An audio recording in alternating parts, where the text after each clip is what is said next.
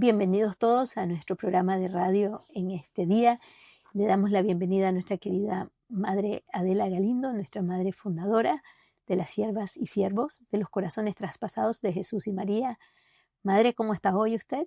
Muy bien, gracias al Señor y feliz de que estamos en la novena de Nuestra Señora de Lourdes. Amén. Así es que, ¿qué les parece si oramos y ponemos todas nuestras intenciones ahí espiritualmente en la gruta de Lourdes, ese lugar tan bello donde nuestra Madre se ha aparecido en medio de un basurero para con su presencia inmaculada transformar la basura en pureza, lo oscuro en luminosidad? Y te pedimos, Virgen Santísima, tú, la Inmaculada, tú, la siempre Virgen, tú, nuestra Madre, Madre de Cristo y Madre de la Iglesia y de cada uno de nosotros. Tú que eres nuestra protectora, la que nos cuida y nos dirige hacia Jesús, que siempre vivamos en tu corazón para que seamos apartados del pecado y siempre estemos llenos de tu gracia. Te pedimos que en este día la Virgen de Lourdes nos lleve a esa gruta para sumergirnos en el agua inmaculada que ella abrió a través de las manos de Bernardita. Amén. Madre, rezamos, bendita sea tu pureza. Me parece que Claro, es muy lindo. apropiado, ¿verdad? Sí. Bendita sea tu pureza y eternamente lo sea, pues pues todo un Dios se recrea en tan graciosa belleza. a ti, celestial princesa, Virgen Sagrada María, yo te ofrezco en este día alma, vida y corazón. Mírame con compasión y no nos dejes, Madre mía, que siempre viva y muera dentro de tu corazón. Amén. Amén. Todo por el corazón de Jesús. A través del corazón de María, y para los que oyeron esa última frase del bendita sea tu pureza y dicen, yo no había escuchado eso. Esa es una frase que nosotras las siervas y los siervos hemos añadido, pidiéndole a ella que siempre vivamos y moramos dentro de su corazón inmaculado y materno. Y que gran paz da pensar en eso, pensar de que vivimos en su corazón y que en él somos formados y que en él vamos a morir y le vamos a poder contemplar eternamente Amén. en el cielo. Amén. Junto a Jesús. Los dos corazones. Así es, porque su corazón está dentro del corazón de Cristo y el corazón de Cristo está dentro de su corazón.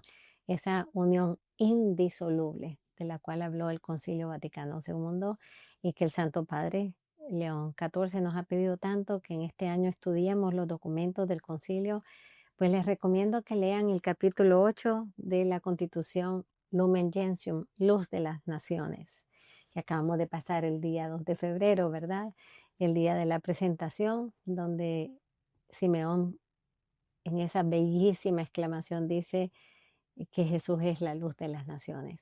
Así es que nosotros que también estamos llamados a con nuestra propia realidad y nuestro propio testimonio a ser luz de las naciones, ya sabemos que tenemos que estar cerca de nuestra Madre, estar llenas de su gracia, que es la vida de Cristo en ella, e iluminar con las velas como se ilumina ese bello lugar de Lourdes cada noche, cuando se procesiona con las velas y cuando se canta el ave, ave, se levantan tantas velas.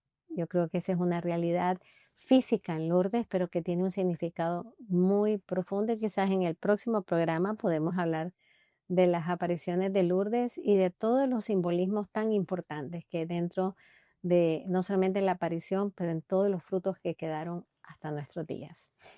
Claro que sí, Madre. Sabe que mientras usted hablaba yo pensaba en las palabras de nuestro Señor cuando nos dice en el Evangelio, dice, yo estaré con ustedes hasta el fin de los tiempos. Y obviamente siempre nos hacemos referencia a que Él está con nosotros en la Eucaristía, su cuerpo, su sangre, su alma y divinidad siempre presente. Que dicho sea de paso, hermanos, recuerden, seamos adoradores del Santísimo. Amén. No solamente vayamos a misa a recibirle sacramentalmente, sino que después de la misa vamos a extender en nuestras vidas esa dimensión eucarística que estamos llamados a vivir.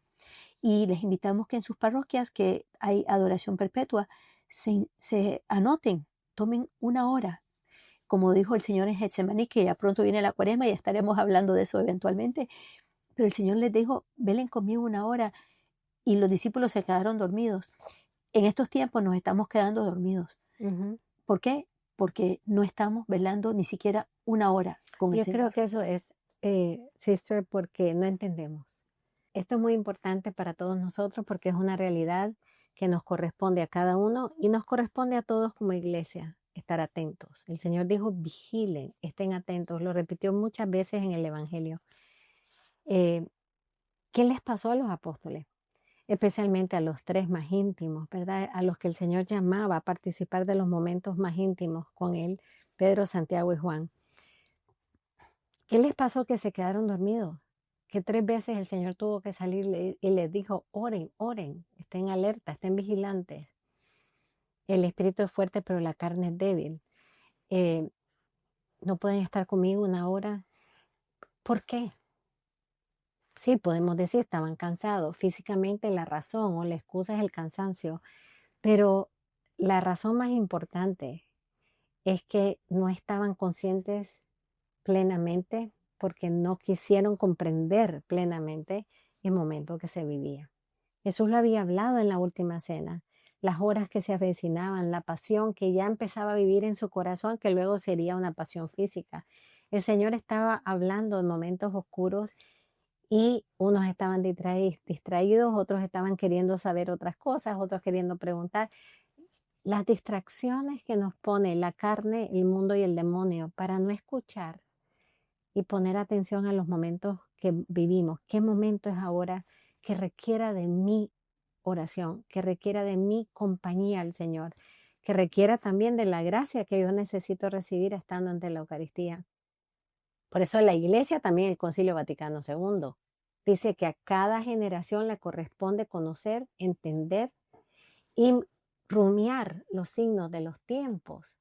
¿Por qué? Porque si nosotros no entendemos en qué momento estamos, qué está pasando, qué está haciendo Dios, cómo está el enemigo atacando, por dónde el Señor nos necesita. Si no entendemos los signos de los tiempos, pues no respondemos y nos quedamos dormidos cuando el Señor nos necesita alerta. Esto es muy importante porque no solamente es para ellos tres, es para la iglesia entera hasta el fin de los tiempos. Estamos leyendo los signos de los tiempos, estamos leyendo las fragilidades, estamos entendiendo los ataques por donde vienen, estamos entendiendo cuáles son las áreas que hay que fortalecer o las áreas que ya están fuertes que hay que fortalecer mucho más, o las ausencias o las omisiones que tenemos y que el Señor necesita que ocupemos nuestro lugar. Son preguntas fundamentales que tenemos que hacernos en cada momento de nuestra historia, porque la historia, el Señor es el Dios de la historia, pero la escribe con nosotros. La escribe con nuestro sí, o desafortunadamente a veces se escribe, Se cierra la página. se cierra la página por los no, o es unas páginas sangrientas, o unas páginas oscuras por los no de los corazones. Por lo tanto, es importante saber leer los signos de los tiempos. Como decía el Señor, ustedes saben ver cuando hay nubes que va a llover, pero sin embargo no saben leer los signos de los tiempos. Uh-huh. Y esto quiere decir, no sabemos escuchar, no sabemos ver, no sabemos contemplar. Estamos distraídos con nuestras propias lógicas, pensamientos y juicios y no estamos entendiendo qué está haciendo Dios hoy. ¿Cuáles son las luces de hoy? ¿Cuáles son las sombras de hoy? Para saber nosotros iluminar nuestra historia. Y por eso es que tenemos que tener una mirada aguda y gran sabiduría y discernimiento para vivir. ¿Y dónde nosotros adquirimos eso? Ante Jesús Eucarístico, Amén. orando, recibiendo de Él su luz, su verdad, su vida, la comunicación de su gracia, leyendo las Sagradas Escrituras, haciendo una buena lectura espiritual, la vida de los santos, por ejemplo. En fin, no permitamos y no sigamos dejando que el enemigo continúe distrayéndonos y entumeciéndonos, porque no solamente nos está entumeciendo las rodillas, está entumeciendo la cabeza, la mente, la capacidad de razonar. Exactamente, la forma de vivir, de ver la vida, la forma de vivir. Precisamente por eso es que traje a relucir al Señor diciéndonos, yo estaré con ustedes hasta el fin de los tiempos, porque Él mismo, su madre, también ha estado con nosotros siempre. Estuvo con Él siempre, hasta la cruz. y después se fue a vivir con San Juan y a compartir con otros apóstoles y con los discípulos y con la iglesia naciente. Y luego, a través de la historia hasta nuestros días, ella no ha dejado de venir y estar con nosotros. Ciertamente por temporadas, ¿no? En el tema de Fátima, por ejemplo, en el año de 1917, tenemos la Medalla Milagrosa de 1530, Nuestra Señora de Lourdes en 1858, y precisamente hemos estado en estos programas, Madre, hablando de los 5 primeros sábados de reparación, y les habíamos prometido a nuestros radio oyentes que íbamos a continuar adentrándonos en el por qué y de qué tratan esos 5 primeros sábados. Y fíjate, antes de entrar en eso, ahorita que hablaste de cuánto se ha parecido a Nuestra Señora, que es siempre enviada, ella viene como mensajera de su Hijo a la humanidad.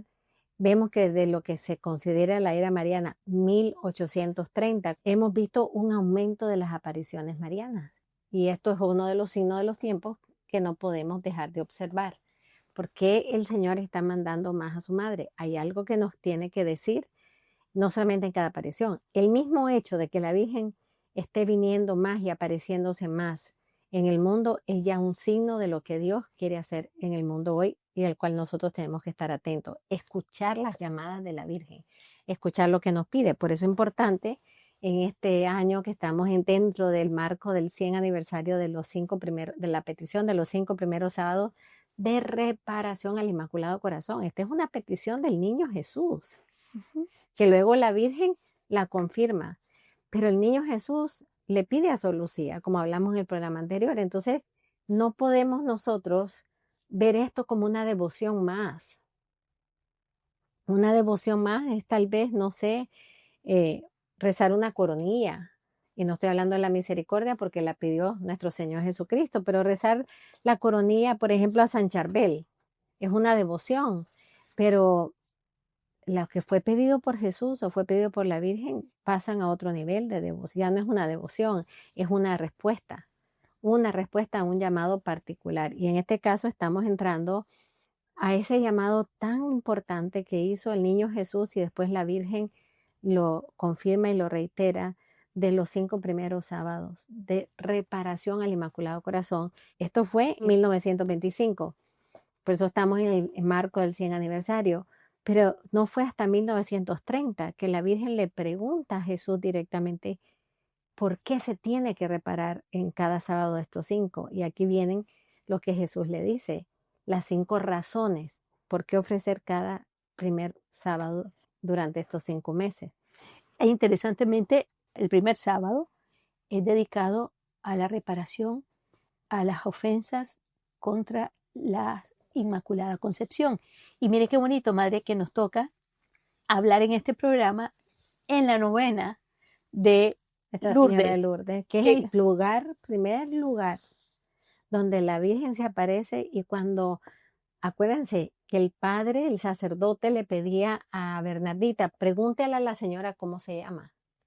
Y cada vez que Bernardita, en esas 18 apariciones con la Virgen, le preguntaba, señora, dígame cómo se llama, la Virgen se sonreía. Su respuesta era una sonrisa, no daba su nombre porque no era el momento de dar su nombre. El sello de la aparición en Lourdes iba a ser la proclamación de su nombre.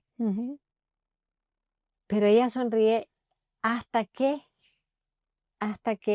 el 25 de marzo, se empieza a aparecer el 11 de febrero, el 25 de marzo que se aparece toda vestida de oro, un vestido bello, dice Bernardita, le dice, y ahora me va a decir su nombre, y la Virgen le dijo, yo soy la Inmaculada Concepción. Un concepto que estamos hablando de una niña campesina de una villa pequeñita de Francia, como era Lourdes. Este concepto de Inmaculada Concepción en 1858, recordemos que la Iglesia siempre ha creído en la Inmaculada Concepción, pero fue proclamado dogma de fe en 1854. Por lo tanto, 4 años más tarde, la Virgen ya se proclama. Y aquí hay algo muy hermoso de cómo funciona la Virgen con la Iglesia, ¿no? La Iglesia, ella siempre ha sido la Inmaculada desde su concepción. La iglesia siempre ha creído en la Inmaculada Concepción. Tenemos bellísimos, bellísimos escritos de los padres de la iglesia, de la tradición de los apóstoles, de todo, hablando de la Inmaculada Concepción. Pero hay un momento en que viene un debate de algunos que querían negar eso, y es un franciscano, Donus Scotus, el que da una definición preciosísima a la Inmaculada, y ahí es cuando el Papa decide proclamarla como dogma de fe. 4 años más tarde ya la Virgen se llama libremente, no porque ella no es, pero para no adelantarse a la iglesia, ella ya ahí se proclama: yo soy la Inmaculada Concepción. Y como dices tú, las cosas de Dios todas tienen un plan de amor. Sí. Que este programa lo estemos haciendo cuando la primera ofensa por la que hay que reparar, el primer sábado de los 5, es a esas ofensas contra la Inmaculada Concepción. Y específicamente son acerca de las blasfemias hacia ella. Hacia ella. El negar que María fue concebida sin pecado original. ¿Cuánta gente se atreve a querer dar clases de Biblia y en esas clases inventan sus propios pensamientos e ideas y no se forman adecuadamente para poder enseñar la verdad constante de nuestra iglesia de 2000 años? Y niegan que nuestra Madre, la Santísima Virgen, fue concebida sin pecado original. No lo saben ni siquiera articular. Porque no lo estudian, y hay que entender este dogma, porque es un dogma hermosísimo. El Señor, Dios, crea con el poder del Espíritu Santo en vista al Hijo. Es una obra de la Santísima Trinidad. El Padre quiere crear esa mujer de la que habló en Génesis 3. Estamos viendo que ella ha estado en la mente del Padre desde el comienzo, porque ella va a ser la mujer que va a traer al mundo al Salvador, y junto a su hijo van ¿a qué? A aplastarle la cabeza a la serpiente. Su linaje, que es Cristo, va a aplastarle la cabeza a la serpiente, pero Cristo no puede venir si no tiene una madre, porque Él ha decidido que así va a ser el plan de salvación. Se iba a encarnar y va a ser se iba a encarnar y se iba a ser uno de nosotros en todo, menos en el pecado. Y ahí está la clave para entender la Inmaculada Concepción. Lógicamente Dios no puede tener pecado, pero Dios decidió hacerse hombre en el vientre materno de una mujer por el poder del Espíritu Santo. Si va a ser hombre y va a tomar la naturaleza humana, algo tiene que haber especial en esa naturaleza humana para que Él pueda nacer sin pecado original, porque el pecado original se comunica a través de nuestros padres. Por eso la Virgen tenía que ser inmaculada, porque la naturaleza humana de Cristo la toma de la Santísima Virgen María. Él es verdadero Dios y verdadero hombre. Y en su humanidad la tenía que tomar la sangre, el cuerpo, toda la realidad humana de Cristo proviene del cuerpo de la Santísima Virgen. Ella tenía que ser la morada inmaculada en la cual Dios viniera a morar entre nosotros y a tomar una humanidad inmaculada. Sí. Entonces, es un dogma tan claro y tan sencillo, ¿verdad? Es como si alguien quiere ir a la mejor universidad para ser el mejor médico, tiene que ir a la mejor universidad de medicina. Y hay una causa y efecto. Pues para que Dios se pudiera hacer hombre y tomar la naturaleza humana sin pecado, igualito en nosotros en todo, pero sin pecado, quiere decir que tenía que nacer de una mujer que no tuviera pecado. Ahora, ella no se hizo sola sin pecado. Es una gracia única y singular que el Señor le regaló a ella, la única, creada sin pecado original, pero también tenemos que añadir que ella respondió a esa gracia no teniendo un pecado personal. Así mismo es, Madre, y también hay que recordar que parte de la Inmaculada Concepción de la Santísima Virgen es que en ella se aplica lo que se va a aplicar en nosotros en la muerte y resurrección de nuestro Señor. Exacto. Ella es la primicia. Anticipada. Es un Anticipada. misterio, Es un además. misterio. Pero Dios, acuérdense que para Dios todo es un eterno presente. Ujú. Para nosotros es anticipado, para nosotros hay antes, hay un durante y hay un después. Para Dios todo es un hoy. A ella se le aplica el poder salvífico de la De su sangre propio de hijo. su hijo. Ujú. Y esto Anticipadamente. anticipadamente, y ahí quiero decir algo que me pasó a mí en Lourdes, ¿verdad? No me tienen que creer, pues es una experiencia personal que yo tuve en Lourdes. Pero yo estaba solita en la gruta muy tarde en la noche y yo la miraba que decía en la estatua abajo, dice yo soy la Inmaculada Concepción. Y en ese momento estaba meditando en el dogma que en virtud del sacrificio de Cristo, ella anticipadamente fue creada inmaculada. Se le aplica la potencia de la sangre de su hijo a ella. Y en ese momento me di cuenta, Dios mío, si la Santísima Virgen fue creada inmaculada en virtud del sacrificio redentor de su hijo, aunque solo fuera por ella, Jesús iba a ir a la cruz. Porque Wow. ella fue creada inmaculada en virtud de la sangre y el sacrificio redentor de su hijo. O sea que por eso era tan importante, hermanos. Y aquí estoy hablando aquí reflexiones espirituales también, pero por eso era tan importante en ese camino de la pasión del Señor, el camino de la cruz, la mirada de Jesús a la Virgen, porque la estaba viendo y estaba viendo la criatura que era la Inmaculada, o sea, la criatura que tú y yo podemos llegar a ser si nos dejamos redimir verdaderamente por la sangre y el sacrificio de Cristo. Veía en ella la belleza de la humanidad sin pecado, como fuimos creados al principio, la estaba viendo y yo pienso que Jesús se decía a sí mismo y ella le decía con su mirada, vale la pena, mira lo que has hecho en mí. Y eso puede llegar a ser a la altura posible de cada persona, porque San Pablo dice que estamos llamados a ser inmaculados y santos por el amor. Y si somos hijos de la Virgen, también tenemos el llamado y la gracia de ser inmaculados porque tenemos que parecernos a nuestra madre. Ujú.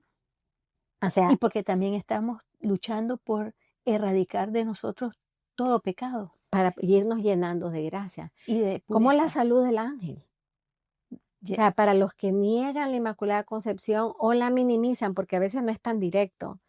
Pero cuando dicen, no, si la Virgen es una igual que nosotros, atención, atención, hermano.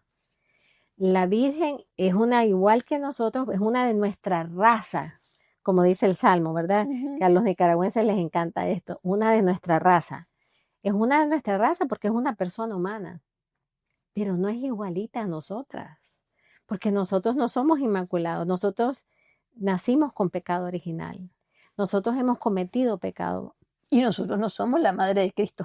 Exacto. Y entonces ella es de nuestra raza porque es persona humana, pero es nuestra raza elevada a la altura más grande que pueda tener una persona, Y es una criatura, excelsa. la excelsa entre todas las mujeres, dijo Santa Isabel. ¿Cómo saluda el ángel a la Santísima Virgen? Bendita, ¿cómo la saluda? Llena de gracia. Ahí le está dando un título. Ella es la llena de gracia. Pues una persona llena de gracia quiere decir que no tiene pecado. Ujú. En el saludo durante la anunciación, Dios te salve María, llena eres de gracia, y se está reconociendo el dogma de la Inmaculada Concepción. El ángel sabe quién es ella. Tal vez la Virgen no se sabía que ella era la Inmaculada. Ese misterio lo vamos a entender cuando lleguemos al cielo, si nos permitimos llenarnos de gracia. Pero que la Virgen era una persona singular, sí, hermanos, claro que la era. Y lo sabemos también por las tradiciones, la tradición que existe de esos años que ella vivió en el templo, la inteligencia que ella tenía, por eso la pusieron a estudiar tanto la palabra del Señor, porque las mujeres no estudiaban la palabra del Señor. Entre estas niñas, ella entró a los 3 años al templo, vivió 9 años. En el templo la pusieron a hacer las obras más elevadas. La pusieron a estudiar la sabiduría que ella tenía. ¿Por qué? Porque su inteligencia no estaba nebulosa por el pecado. Su inteligencia era completamente unida a la sabiduría divina. Y no Entonces, nos olvidemos que la traducción nos cuenta y nos dice de que nuestro Señor aprende de ella y Él se sienta a los pies de la Virgen a estudiar las Escrituras con ella. exactamente. Es una cosa espectacular. Qué humildad la de nuestro Señor. Qué humildad. Pero ahí vemos, quiso hacerse uno en todo con Exactamente. nosotros, dejarse educar por una madre, la sabiduría materna de la Virgen y la sabiduría paterna de San José. O sea, uno como nosotros. Pero lo que te decía, sister, es que muchas veces las personas no van a ir, yo no creo en la Inmaculada Concepción, No, pero se puede minimizar la grandeza de ese sí, dogma. Ella es como nosotros. sí. O esa, o hablar de la Virgen como esa. O por O ejemplo, María, llamarle solo María, que sí se llama María, pero qué hermoso llamarla nuestra Santísima Madre, la Madre del Redentor, la Reina de cielos y tierra. darle títulos que verdaderamente... Como la letanía. Como la letanía. Pero también hay personas que te dicen, por ejemplo, ella cuánto dudó. Hermanos, yo no estaría tan seguro de las dudas de la Santísima Virgen. Hay personas que interpretan mal ciertas cosas. Cuando ella pregunta, por ejemplo, ¿y cómo va a suceder esto si no conozco varón? Eso no es duda. Al contrario, esa es una pregunta inteligentísima de la Virgen, porque hasta ese momento, en la historia de la humanidad, no ha habido un niño o una niña que haya nacido sin la relación de sus padres, relación íntima de sus padres. Han habido concepciones milagrosas, o sea, de una mujer estéril que el Señor permitió, que a cierta edad y a veces anciana, como Santa Isabel, hay muchos milagros de concepciones milagrosas, pero concebidas naturalmente, a través de la relación de padre y madre. Entonces, cuando el ángel está diciendo a ella que va a concebir a un niño, pero ella dice, pero yo no conozco varón, o sea, que está diciendo, yo no tengo relación con varón. Aquí está la prueba de su virginidad. Que ese es el segundo sábado. El segundo sábado. Yo no conozco varón, ¿cómo voy a concebir un niño? Una pregunta inteligentísima. Eso no es de duda. No. Duda lo tuvo ¿quién? Zacarías. Y sabemos que su castigo por la duda fue quedarse mudo. Fue quedado mudo. Si la Virgen hubiera tenido duda, habría sido castigada. Y no lo fue. El ángel, al contrario, el ángel le explicó. Le explica cómo se va a dar este milagro, porque es el milagro de los milagros. Claro. Esto no es una concepción milagrosa. Esto es que va a haber una concepción nunca antes vista, sin la participación de varón. Una concepción virginal. La primera y la única. Madre, y eso nos debe de llevar a nosotros a, sin temor, pero con reverencia, saber preguntarle a Dios, ¿cómo, Señor, quieres que yo haga esto? Cuando sentimos en nuestro corazón o tenemos una intuición de algo en particular que Dios nos pide, preguntarle, Señor, guíame, Amén. Dime cómo quieres que yo lo haga. Y hermanos, se los aseguramos, el Señor se los va a comunicar, Él va a utilizar los medios que Él quiera. Alguien que es bien importante en nuestras vidas, que ojalá hagamos un programa algún día de esto, Madre, es nuestro ángel de la guarda, que en Éxodo 23 queda clarísimo, te he dado un ángel para que esté contigo siempre, te guíe, pero atención, obedécelo. Escúchale y obedécelo, lo cual quiere decir que el ángel tiene la misión de hablarnos. Claro, y nosotros tenemos la misión de escuchar, desarrollar el oído. Y obedecer, saber distinguir la voz de nuestro ángel guardián de otras voces, porque también hay batalla de voces, ¿verdad? Por supuesto. Que eso nos hablaba mucho San Juan Pablo II, las batallas de voces. Pero por eso les digo, hermanos, las ofensas contra la Inmaculada Concepción a veces son directas, a veces son más sutiles, que no nos damos cuenta o no se dan cuenta las personas que están ofendiendo a la Inmaculada Concepción. Ella es una de nuestra raza, pero no es igual a nosotras. ¿Y cómo podemos reparar entonces ese preciso sábado hacia la Inmaculada Concepción? Fíjate que yo pensando en eso dije, qué lindo los nicaragüenses, que de verdad que reparamos a este dogma. Amén. gritando quién causa tanta alegría. La concepción de María. Que es el día que celebramos la Inmaculada. Ya desde el 7 de diciembre en la noche ya andamos por todas las calles, en las griterías, gritería porque gritamos. ¿Y qué es lo que gritamos? ¿Quién causa ¿Quién tanta causa alegría? tanta alegría? La concepción de María. Parémonos en eso. ¿Por qué le causa tanta alegría al corazón humano la concepción de María? Porque se convierte en nuestra esperanza. Ujú. Porque si Dios creó a una criatura sin pecado para que fuera madre del Redentor que venía a liberarnos a nosotros del pecado, tenemos esperanza. Amén. Esperanza de llegar a ser hombres y mujeres liberados del pecado, llegar a alcanzar gracias de santidad. Esa es la santidad, de vivir sin pecado y vivir en la gracia. Entonces, pues le doy gracias a mi pueblo en este momento. ¿Por qué? Porque nosotros sin darnos cuenta, no nos habíamos dado cuenta que tenemos muchísimos años y varios siglos reparando contra esta blasfemia, gritando con amor, con alegría, poniendo esos altares, Ahí. ya sean chiquititos, pobrecitos, medianitos o grandes, según las posibilidades de cada persona, poniendo un altar con la imagencita de la Inmaculada Concepción.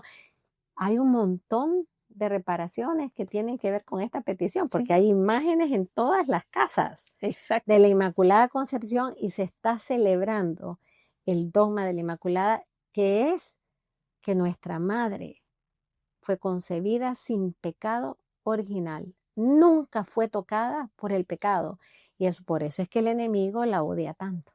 Así es. Porque la trampa del enemigo, el poder del enemigo sobre el ser humano es el pecado. A ella no la pudo tocar. A ella nunca pudo entrar y llenarla de una oscuridad. Nunca la manchó. Por eso es uno de los cantos tan hermosos, ¿verdad? Que Toda hermosa eres María.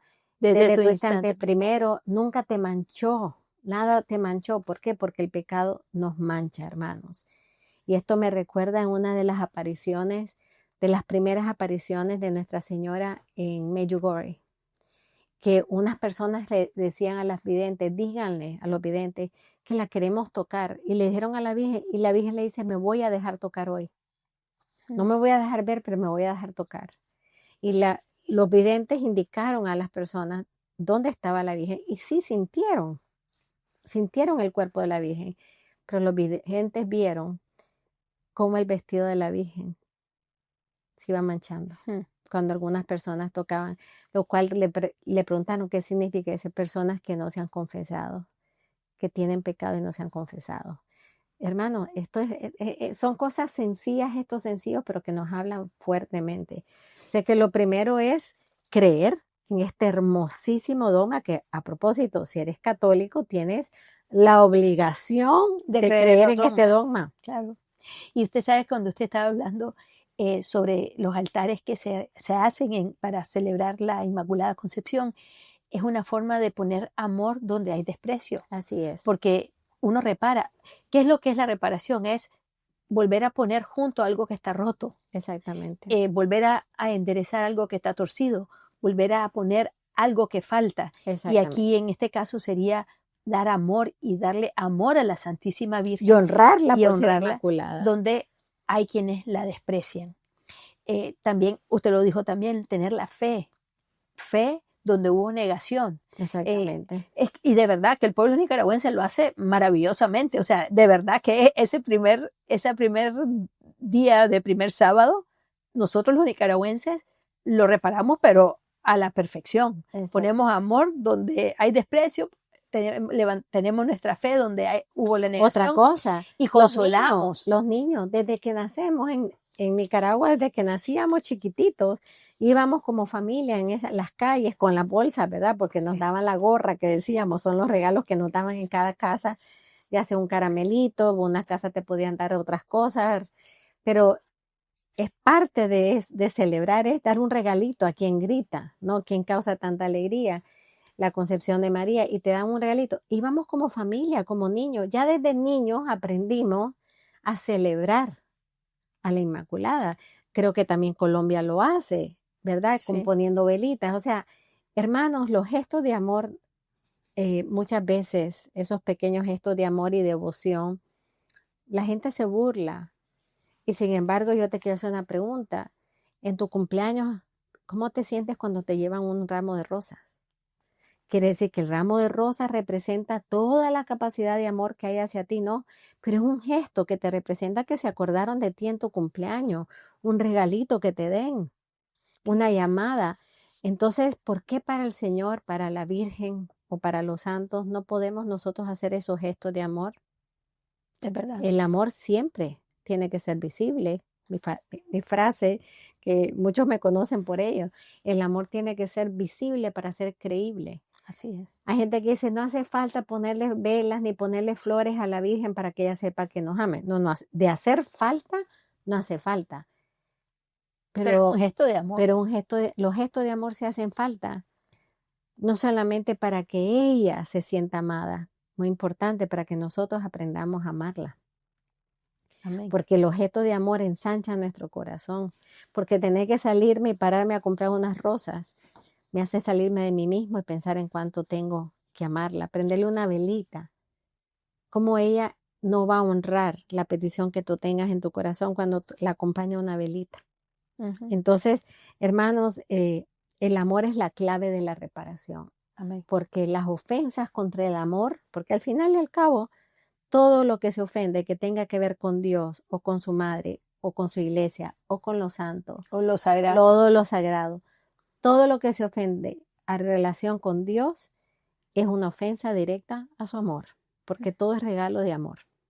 Entonces el amor solo se repara con el amor. Amén. Amén.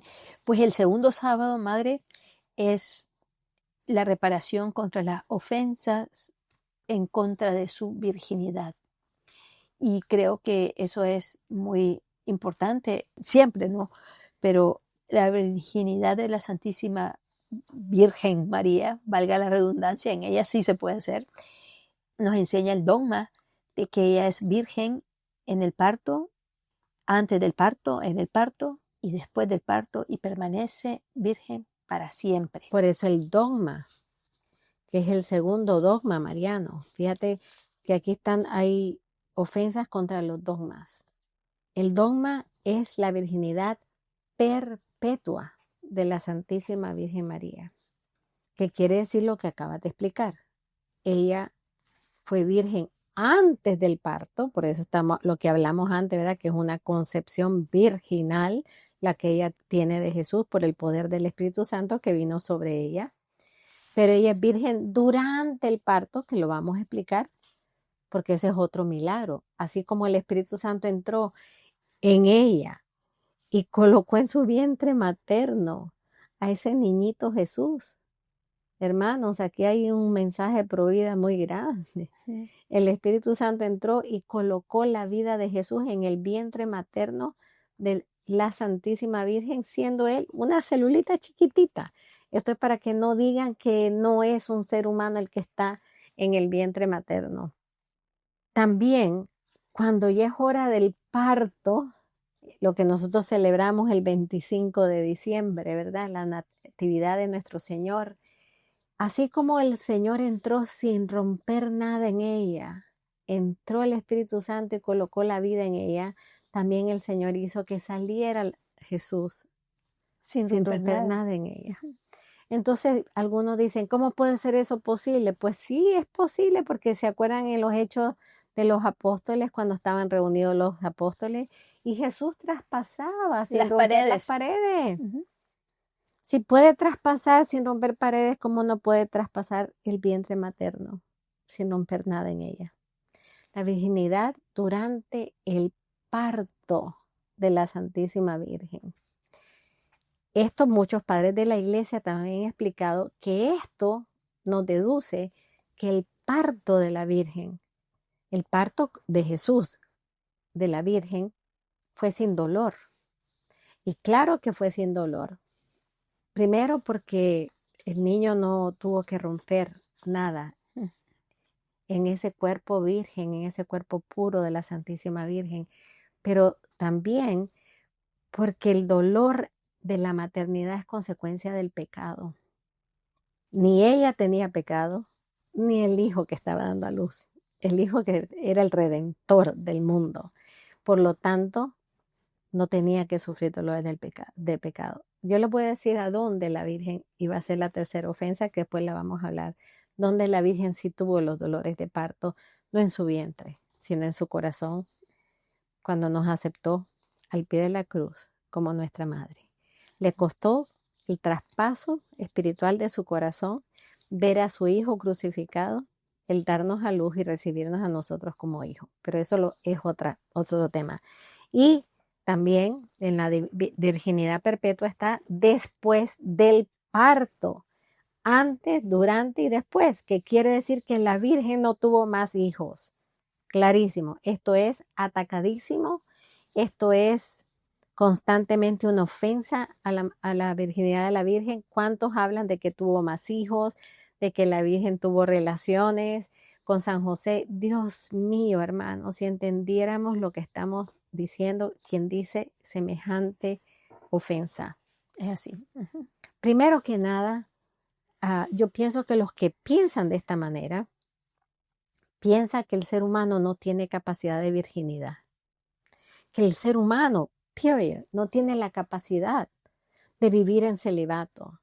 Y esa mentalidad viene de una cultura over sexualizada. Por eso les parece imposible que la castidad sea una virtud de los cristianos. La castidad es una virtud para todo cristiano hasta que el día que se case. Y dentro del matrimonio hay una forma de vivir la castidad dentro de que la relación íntima es algo propio del matrimonio. Pero ¿por qué muchos piensan que la castidad no es posible ni para la vida religiosa ni para los sacerdotes? Porque cuando hay una mente, una cultura que se lee a través del sexo, les es imposible creer en la virginidad. Y eso yo pienso que está detrás de creer que la Virgen y San José podían vivir una vida de matrimonio virginal. Ahora, esto no es para todos los matrimonios. Ellos recibieron una gracia singular. La Virgen, por ser la Inmaculada Madre del Redentor, cuyo vientre era el nuevo templo, la nueva arca de la alianza, reservada solo para Jesús. Y eso lo dice en el Cantar de los Cantares. Tú eres un jardín encerrado solo para Dios. Lo dicen los cantares. ¿A quién se está refiriendo? A ella. A ella, a ese vientre virginal preservado por todos los tiempos para que fuera la morada del Hijo de Dios. Y San José fue preparado también para su misión de padre y de esposo virginal de la Santísima Virgen. El Señor no le iba a mandar a cualquier hombre, a la Virgen. No. Preparó a San José. Que la iba a respetar y que la iba a respetar, que iba a ser el custodio de su pureza. Eso es lo más bello de San José. Qué masculinidad más sana, más pura y más total. Cuando entendió que su misión era ser custodio del misterio de la mujer que se le había entregado, que el Espíritu Santo le había entregado como esposa. Él es el custodio de la Inmaculada, el custodio de la siempre Virgen, el custodio de la Madre del Redentor. Él es el custodio de la misión de la Virgen como de la misión del Hijo. Y eso se convirtió en su misión. Ser el custodio de los dos corazones. El custodio de los dos corazones, que requería de él una altura muy grande en santidad, en virtudes. Ya podemos hablar otras veces de San José. En marzo. Tengo un curso entero de San José. En marzo les prometemos hablar de San José. O vayan a mis redes sociales y escuchen el curso sobre San José. Lo pueden encontrar en YouTube, SCTJM. En YouTube SCTJM o en mi Instagram o en cualquiera de las redes pueden encontrarlo. Un curso para entender a lo que Dios llama a San José y la altura tan grande. Por eso la Iglesia considera que después de la Virgen Santísima, la persona de mayor santidad en la Iglesia es San José, porque tuvo que ser elevado a la altura de la misión, claro, de ser el esposo virginal y el padre virginal de nuestro Señor. Imaginémonos la elección de San José de parte de Dios Padre, de confiarle a su único Hijo, nuestro Señor Jesucristo, al cuidado de su Padre virginal en la tierra, que es San José. Y que este Padre virginal sería el rostro de Padre. Exacto. Que Jesús hecho hombre, la segunda persona de la Trinidad hecho hombre, llamaría mi Padre. papá, ese Abba que después va a rezar en Getsemaní, se lo tuvo que decir a San José, y que San José tenía que ser no la sombra, el rostro, los brazos, el todo de la paternidad de Dios para ese niño que era el Hijo de Dios. Hermano, San José es un misterio de amar y de contemplar. Pero si San José es un misterio así, imagínate la Santísima Virgen. Exactamente. Entonces, los que te dicen y te batallan que la Virgen tuvo más hijos, no saben leer el Evangelio. Así mismo es. No lo saben leer ni al principio ni al final. Al principio estamos viendo del Evangelio la Anunciación, donde hay una concepción virginal. Y al final del Evangelio, ¿cómo termina? Con Jesús. O sea, estamos viendo la pasión y Jesús está a punto de morir. Y ve a su madre y junto a su madre al discípulo amado. ¿Y qué le dice? Ya no teniendo casi respiración, nos va a dar el don más grande. Después de darse a sí mismo, nos va a dar el amor más grande que él tiene, que es su madre. Atención a eso. El amor más grande después del Padre que tiene Jesús es su madre. Quien se llame cristiano y no ame a la Virgen, yo no quiero ver cómo les va a ir cuando se encuentren con Jesús. Así es. Porque Jesús ama a su madre. Como ninguno de nosotros podremos amarla. Para los que dicen que nosotros somos exagerados en nuestro amor a la Virgen, no han comprendido para nada cómo la amaba Jesús. Y Jesús está a punto de morir y ve a su madre, a quien nunca ha dejado con sus ojos sangrientos de ver, y ve junto a la madre al hijo que es el discípulo amado. ¿Y qué le dice? Es ahí a tu hijo. ¿Y qué le dice a Juan? Es ahí a tu madre. Hermanos, vamos a la cultura judía, por eso es que no sabemos leer el Evangelio ni saber tampoco cultura. En la cultura judía, si un hijo moría, si el hijo mayor moría, y Jesús era el primogénito porque era el primero que nació de Jesús.